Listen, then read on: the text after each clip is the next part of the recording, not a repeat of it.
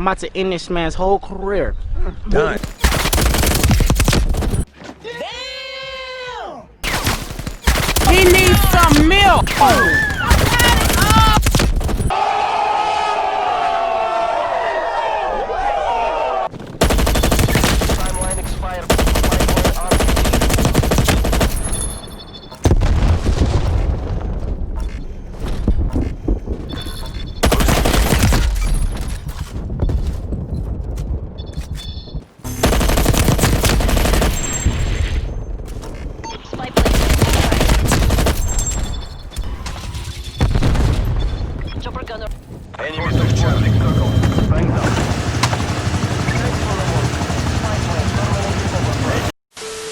Alright, hey, what's up guys, it's your Shawna, aka ShawnJ Gamer, back with another YouTube video.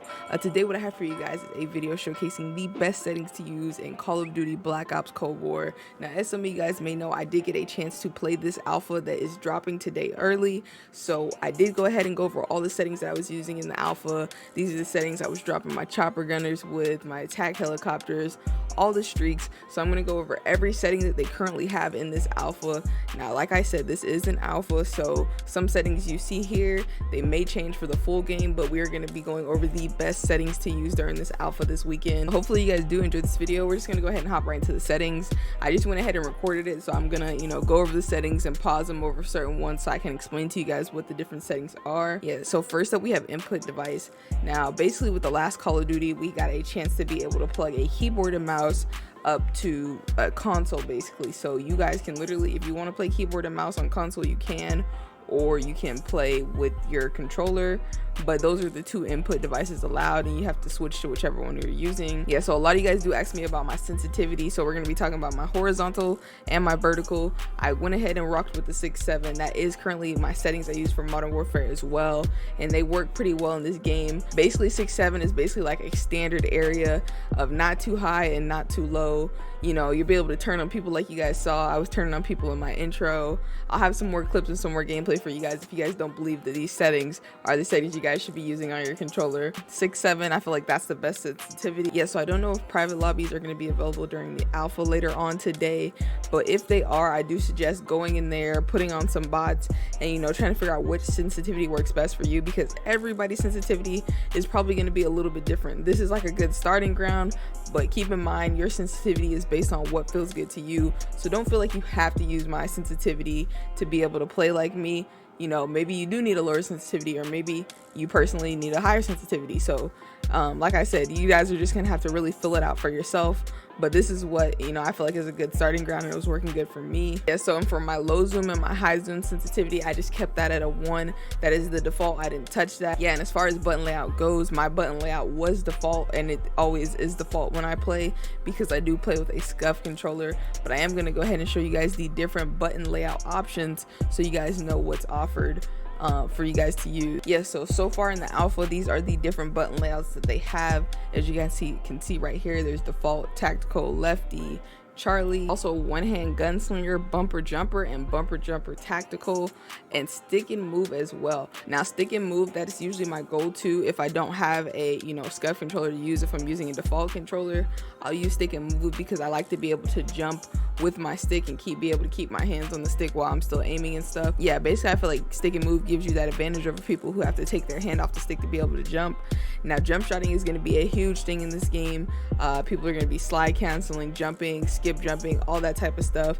Yeah, and drop shotting is basically becoming non-existent, kind of like in Bocw. It gives you that weird animation when you try to drop shot. So like in Modern Warfare, when all those drop shots you guys were doing, you're probably going to have to switch those to jump shots in this COD, because jump shotting another player is probably going to be one of the more elite moves in this game, since you can't drop shot. If you're trying to win a difficult gunfight, you might have to jump shot, hope that you guys get that headshot. Yeah, like I said, if I wasn't using default, I'd use stick and move. You guys got to use whatever button layout works best for you. A lot of you guys like to play with flip. Some of you guys don't like to shoot with your triggers. If you do like to play with flip, that is an option as well in the alpha. My invert vertical look, that's disabled, and my controller vibration is disabled as well. Yeah, so by now hopefully you guys know that using controller vibration in Call of Duty is not the wave.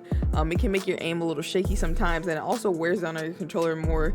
You guys know we go through controllers a lot, so I would definitely suggest disabling your controller vibration if you want to have a little bit more of a crispier aim. And then as far as gameplay goes, for slowdown and strafing aim assist, that was enabled. Yeah, so basically the aim assist setting, if you guys turn it off, then you're basically turning off your aim assist, which there's no reason for you guys to want to turn off your aim assist.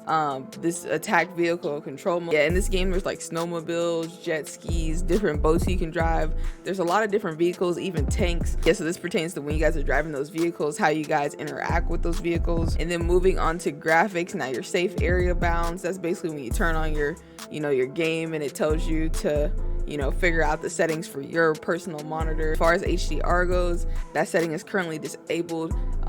It's locked right now. I do believe PS5s are gonna have it to where you're able to enable that feature. Now, my colorblind type, yes, this game has colorblind types, but this game is nothing like Modern Warfare. Now, in Modern Warfare, I actually play with a colorblind filter to make the game more vibrant and bring out those colors. And in this game, the colors are absolutely perfect, and there's no reason to change it unless you just want like a different color kill feed or something. Or obviously if you're actually colorblind. But yeah, I definitely did enjoy the game more on the default color settings. So as of right now, I will not be playing with a colorblind filter. When you guys see my gameplay, the colors in the game, that's exactly how the game looks. And as far as your brightness goes, once again, that's based on your monitor. When you guys set it in, it'll say, adjust your brightness to where you can see something, barely see it, not see it at all. It's based on your personal monitor. Split screen orientation is obviously for anybody who's playing with somebody else. Split screen is an option. Yeah, so this is a setting I want to talk to you guys about. When I played the alpha, there was a bug, and basically you guys had to reset this setting every game. It didn't stay. So say you go into your settings and you disable it, you literally, when a new match starts, you had to change it every game or it was going to automatically be turned on. Yeah, I know it may be a bit of a hassle, especially if it's that constant having to turn it off, but hopefully it's a bug that they fixed for this alpha. But once again, it's just an alpha, it's not even the beta, so we can't even be really too upset because they are allowing us to play this early. So I would say just make sure, if you think you turned it off, just go in your settings and make sure it's off every game. Simple thing to do before the match starts, because having motion blur on, there's no reason why you should want your world to look blurry. There's no reason why you should want your gun to look blurry. Yeah, personally, this is a setting you want to make sure that it's off. Even viewers who are watching, if you guys are making videos or they're watching your streams, the motion blur is very strong in this game, and honestly, it's just unappealing. So it's just best to have it off, make everything more clear. Everybody's able to see stuff and not feel sick while watching you play. I actually give two different options. There's one where you can have the motion blur fully on, and there's another where you can just have it where just you is blurry and the world is still, but still I still suggest turning it off to where there's no motion blur at all, even though that they're giving you that second option. Then moving over to sound. Currently, these are what I had the settings at. As you guys can see, as I'm pausing and playing this video, the main menu music is actually super loud. I only had that on so you guys were able to hear the music that they had in the game. But when I turn the game on, I will be turning the music completely down to 0. Yeah, so all my other sounds I did have turned up. That's going to be based on your your headset, your audio, however you guys have your audio set up. That's going to be based on what feels comfortable to you. I just left these on default. I am going to go ahead and show you guys the different settings for your headset. I know a lot of you guys like to use like the super loud settings, but this is basically like having a mix amp in your video game, to where some people don't have mix amps on their headset, so the game offers a few different mixes for you guys. The bass one is Treyarch mix. They have bass boost, high boost, super crunch, and then headphones. So they have one for everyone so that you guys can get those audio cues right. Audio cues are a big thing in this game, being able to know if somebody's running on your right, somebody's running on your left. These are all things that these mixes help you to be able to do based on your headset. So make sure you select the right one that's best for your headset. I was using Treyarch mix, like I said, it was the default setting, but I actually do really like to be able to hear footsteps really in depth, so I'll probably be using the super crunch setting as I have in previous CODs, because that setting helps you to be able to hear footsteps the best, and it's just super in tune with the game's audio cues. And then I have my microphone volume at 80. That's going to be for game chat, and make sure you're not too loud, too low, but I just had mine at 80. Yeah, the chat channel, I had it on game chat. If somebody wants to type a message or something, you'll be able to see the entire chat, or you'll be able to send messages to the entire lobby instead of just people you may be partied up with. Or if you switch to the party, you'll be able to interact with only your party members. Yeah, and then as far as interface goes, I have my subtitles disabled. I kind of just think that's just a waste of space on the bottom of your screen, and it can be a little bit distracting. My hit marker visuals are shown, so when I'm getting hit markers, I have it to where it shows that I'm getting those hit markers. You can turn it off, but I mean, there's no reason to turn it off. It's a pretty good setting to have. Damage based hit markers, those are shown as well, and they have different audio cues, so you'll have to listen for those to know how much you're damaging somebody. And then another general setting they have is for player names. You can show the full name, abbreviated, or icon only. I was showing the full names in the gameplay that you guys will see. And like I said, if you guys do have a keyboard and mouse, you'll be able to plug it in right here and configure all those settings there. And yeah, that's gonna be pretty much it for the best settings for Black Ops Cold War Alpha. Now we'll check back in with you guys during the beta, maybe give you guys some updated settings after playing this alpha. But as of right now, these are the best settings to use in Call of Duty Black Ops Cold War. As of right now, these are the best settings that I think there are to use in Call of Duty Black Ops Cold War Alpha. One thing that they did go ahead and add to the settings that wasn't in my previous video that I recorded, as I loaded up the alpha today, I see that they added the advanced settings. Now to show these settings, you have to hit L3 on your controller, and you know, it's going to give you some more options like stick layout, and they have, you know, default, southpaw, legacy, southpaw, all based on your personal preference. I personally don't use a different stick layout. Yeah, so they also added where you can turn your controller sounds off or on. Mine are currently enabled. It's just a personal preference, but you know, sometimes you're playing with people and they don't really want to hear your controller, so it'd be better to turn it off. Yeah, so another cool thing that they allow you guys to do in your settings is adjust your dead zone, which is going to help with your stick drift if you guys have any. I suggest, you know, moving this to adjust with your stick drift if you have it on your controller. If you do not have any stick drift, don't touch this, but you know, after playing with controllers for a while, they do tend to develop stick drift. Yeah, so I suggest going in a private match and figuring out what works best for you as far as your stick input goes. Yeah, and if you guys are new to what dead zone settings do, basically it will help control, say your controller goes a little bit to the left, you guys can adjust your dead zone to where it's centered back up. You can turn on auto move forward or auto sprint. Currently mine are both disabled.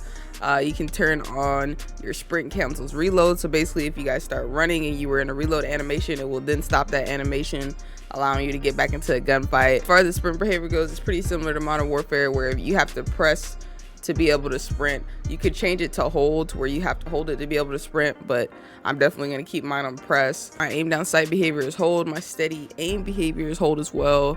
Equipment behavior is hold. That's basically just your, whatever your button layouts are, whatever those buttons are, you guys are gonna have to hold them to, you know, be able to do them. Interact / reload behavior, it gives a full description right here, as you guys can see. You basically just have to see what feels good for you. Tap to reload is obviously the base thing that everybody's automatically going to be on. Yeah, but the cool thing about this setting is that you can actually prioritize a few things.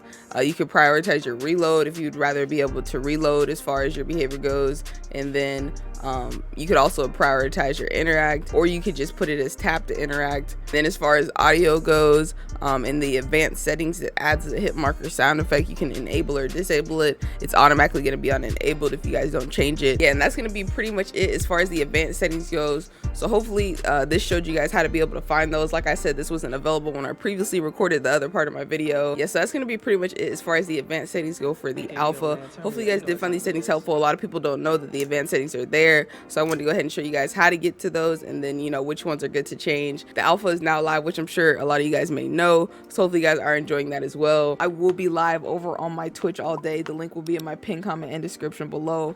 We'll be playing with viewers, we'll be playing with friends. We're just gonna be playing this until they shut the servers off, because honestly, it's that fun of a game. If you guys do want to see any of my Cold War gameplays that are already up on my channel, I will have that in the pinned comment and description below as well. I have a complete Black Ops Cold War playlist where you guys can check out tips and tricks, class setups, anything you guys need to know about Black Ops Cold War. Everything will be posted in that playlist. So make sure you guys go check out those gameplays. Like I said, I got a chopper gunner gameplay up, attack helicopter, interesting facts about the games, like the different operators. I have a video even showcasing all the weapons, all the attachments on the weapons. So if you guys want to get a little taste of that before you guys get the login today, make sure you guys do go ahead and check that out. Make sure you guys do go ahead and drop a like and comment on this video. Subscribe to the channel for more dope content, and I'll catch you guys in the next video. ShawnJ Gaming out.